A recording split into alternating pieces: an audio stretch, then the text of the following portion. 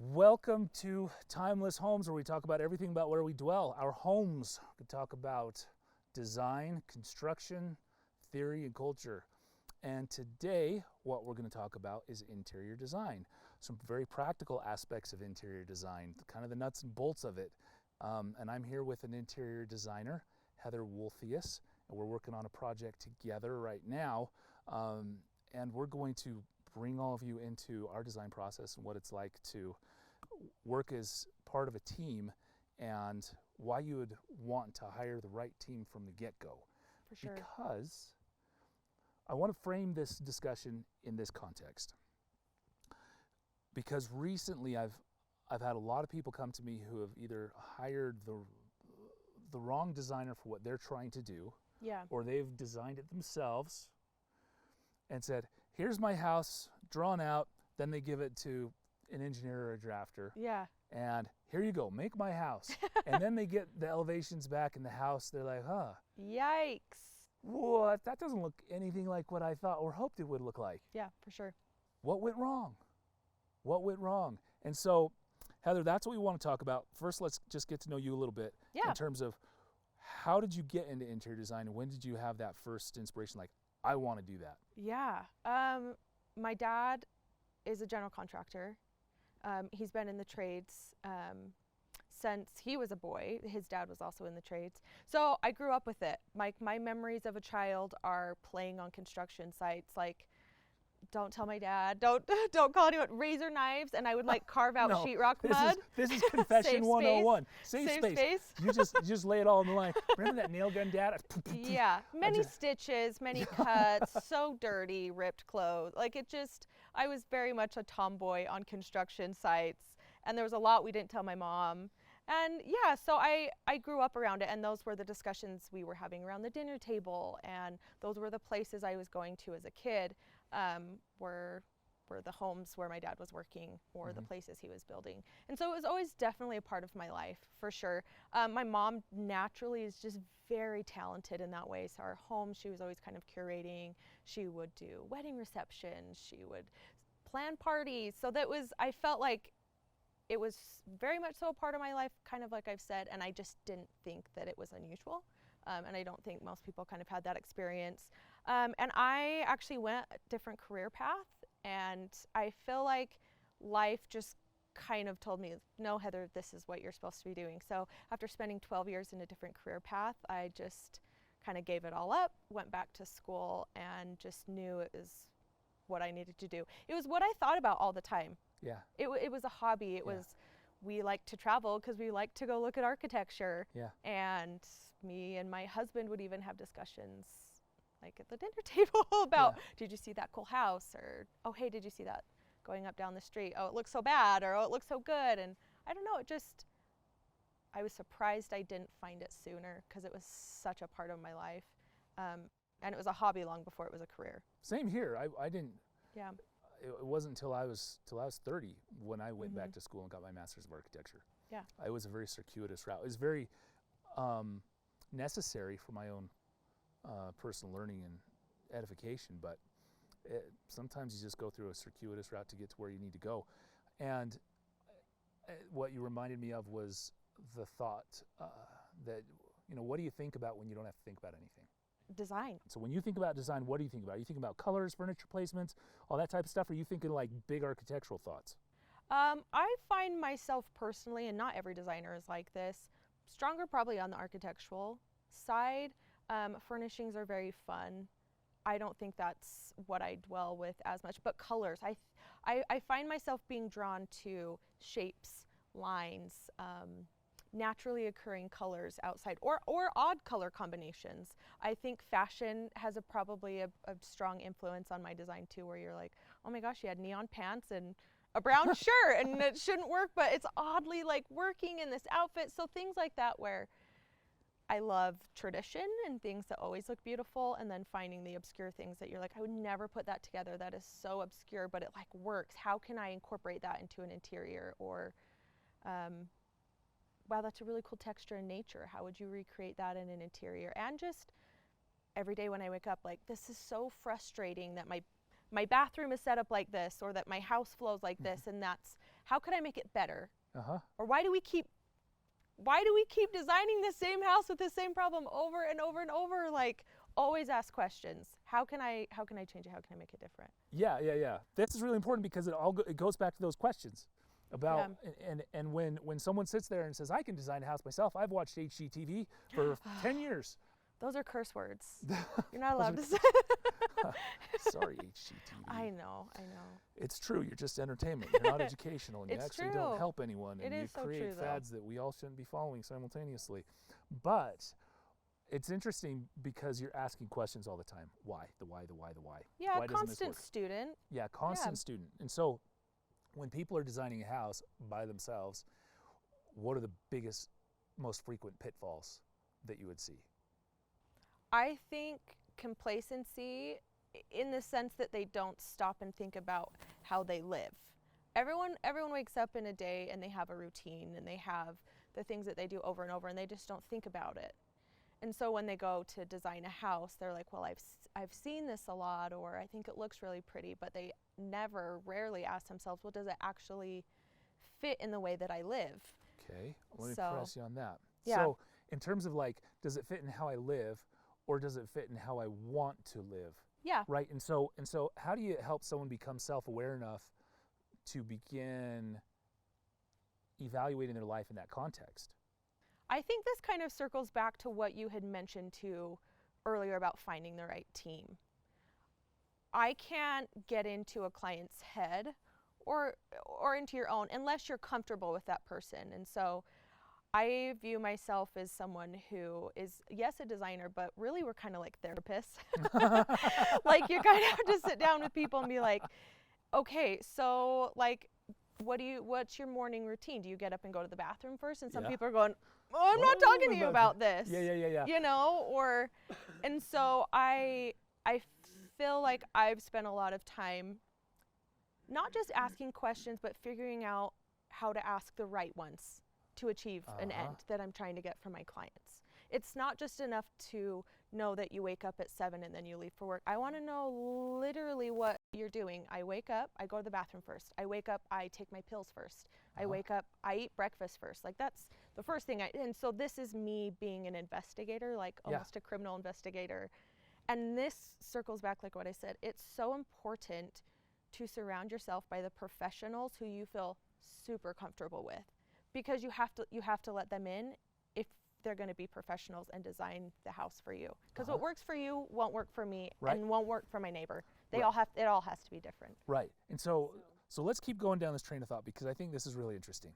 So you begin to investigate, and I do completely agree with you that we probably have conversations with people that most people don't have.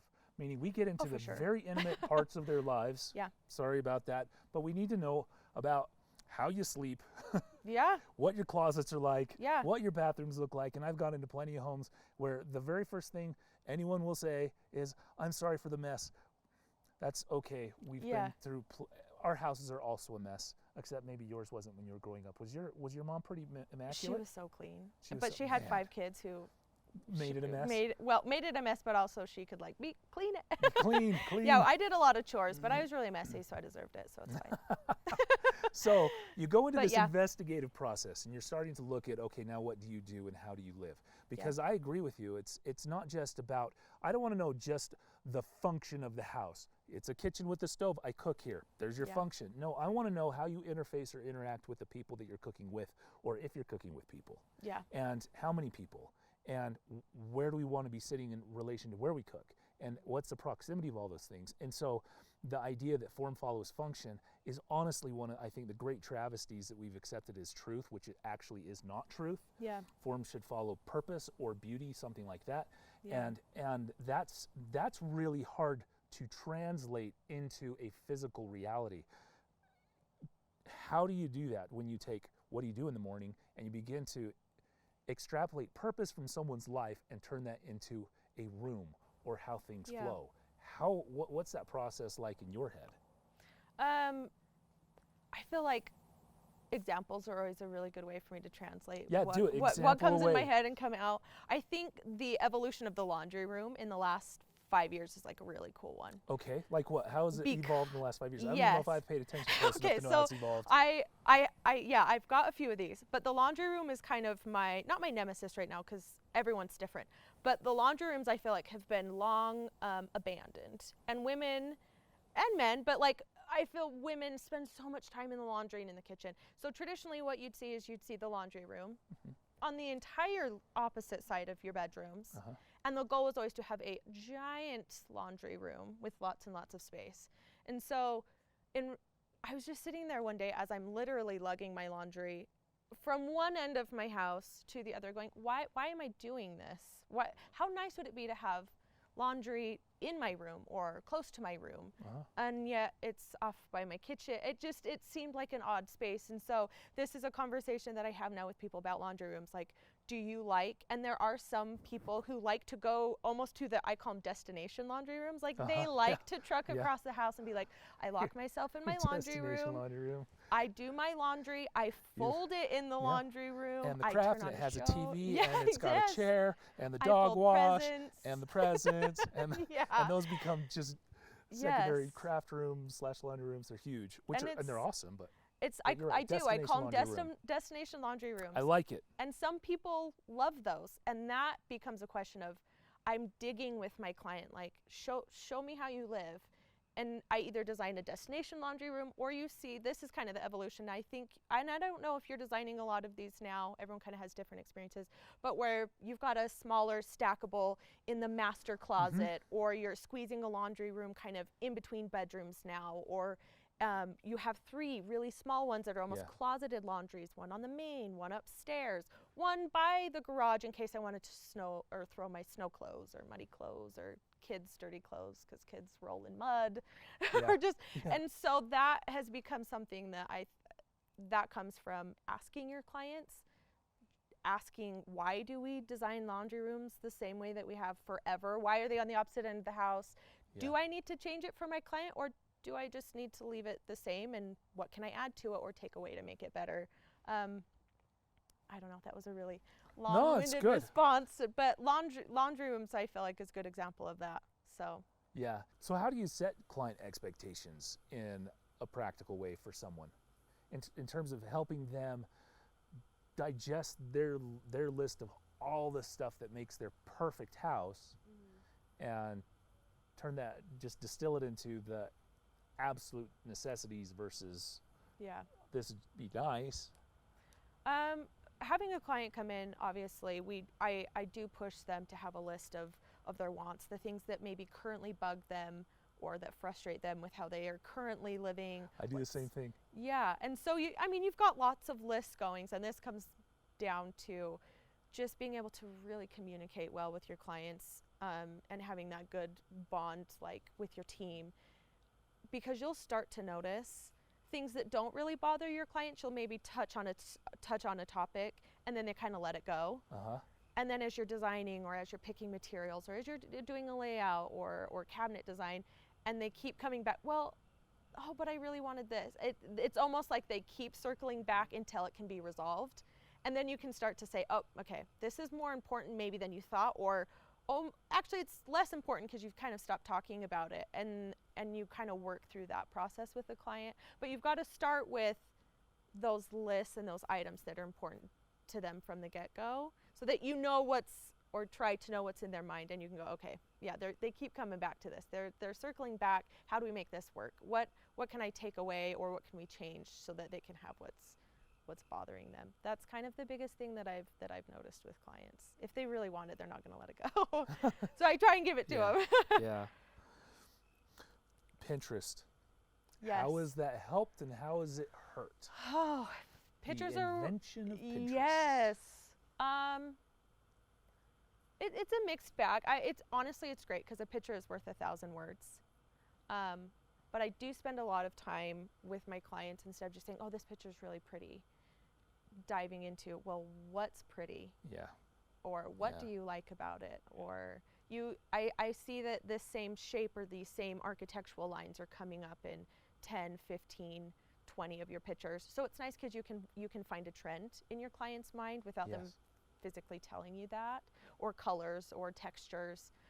But then it's really hard because they're like, well, I saw this one picture and I have to have it. And you're going, you can't have it. You can't have that one picture Or in this house. So things like that. Yeah. I would say for me as a professional, it's mostly positive. I think it's given me a way to kind of inventory photos and a voice to my clients that I don't think that they would be able to describe otherwise. But you have to, again, set client expectations of what can and can't be done within their parameters. So. Well, what have your experiences been where someone had a vision in their head and then you're walking through the house with them and the vision isn't exactly what was in the picture, or the reality isn't what was in the picture? How do you reconcile those two things, reality with the hoped for image? Yeah. You know, I don't find that I have this a lot. Oh, because I'm so good.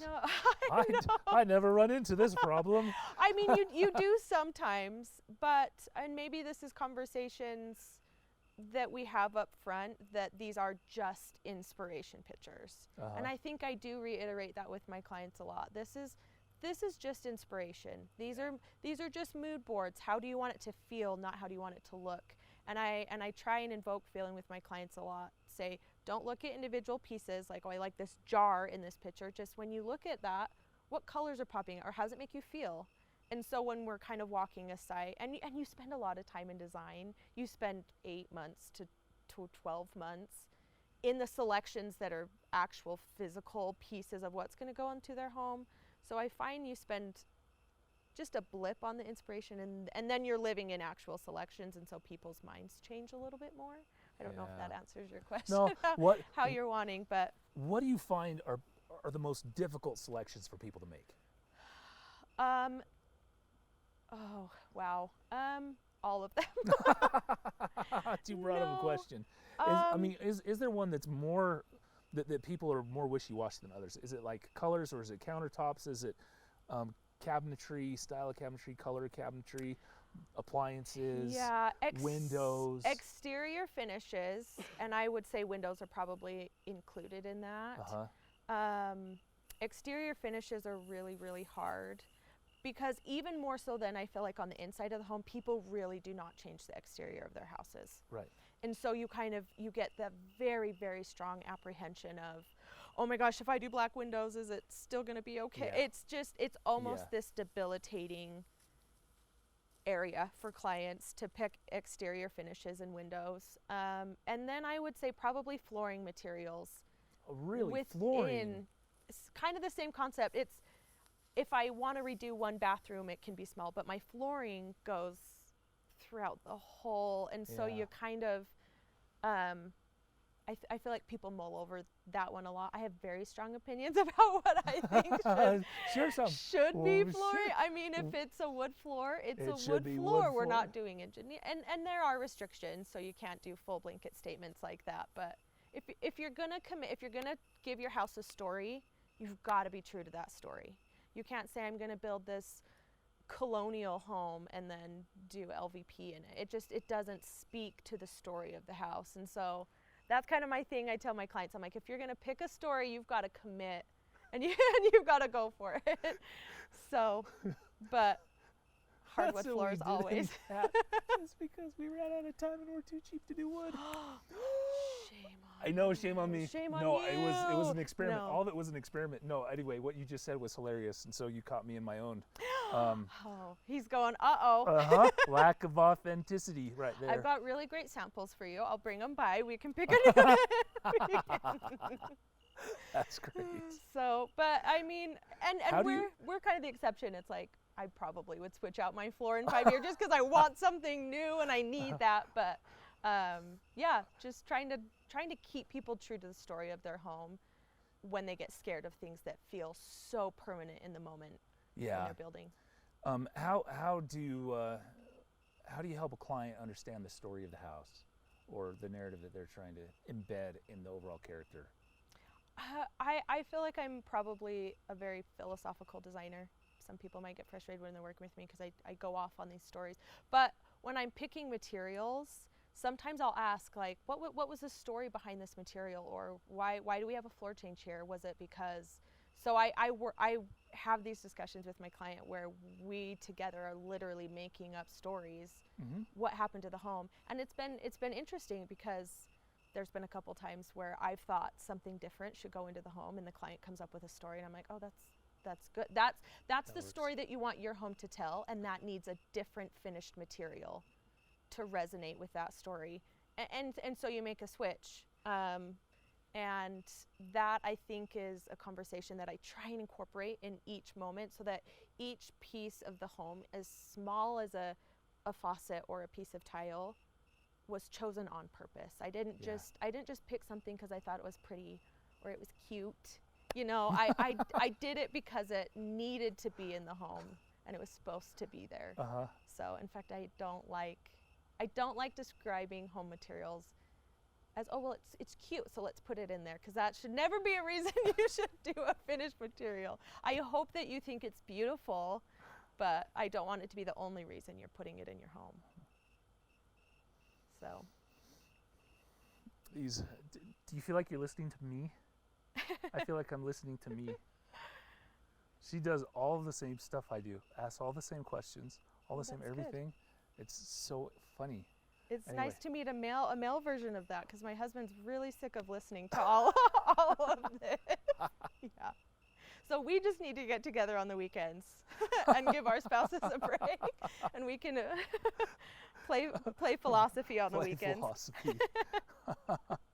Oh, it's hilarious. Let's go through kind of the design challenge that we face today in terms of the stair.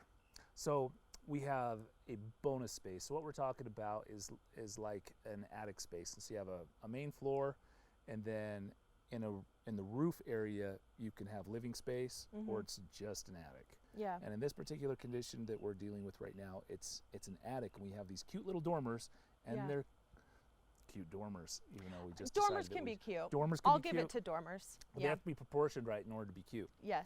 They get too fat. Kind of chubby. Yeah. No one likes a chubby dormer, you know? No chubby dormers. Nope. And so these petite, cute dormers, it really makes the character of the house on this particular section of the house. For sure. And but unfortunately, attic spaces, you have a lot of restrictions. You have head height restrictions in terms of how much you have to be at 6, 8, or 7 feet for a walking distance of at least 3 feet. Yeah. And then that dictates where you can have halls or walking spaces, and then where you can put bedrooms relates to that. Yeah. So when you run into problems where a designer, or not a designer, but a homeowner says, well, let's just move the stair here, and then I want the bedrooms to look like this. Then what? Yeah. And it's hard to, we spend a lot of time visually training our brains to be able to pull things up in 3D from a 2D model, and that takes a while, and sometimes I'm going, oh, that ended up being differently. And so that is what's hard, is how do I bridge what's in my brain and my ability to pull up in 3D when I don't have a physical form yet, and explain to my client why that wouldn't work. But yeah, I think clients want everything tucked into a cute little box, and then they want me to wrap it with a bow and then just hand it to them, you know. So yeah, I think drawing things out on paper is a good jumping off point, and I think it really comes down to us educating our clients on saying, what you draw has some good elements. We'll pull as much as we can from that, but this is why this didn't work, or this is why we can't do that, or just move.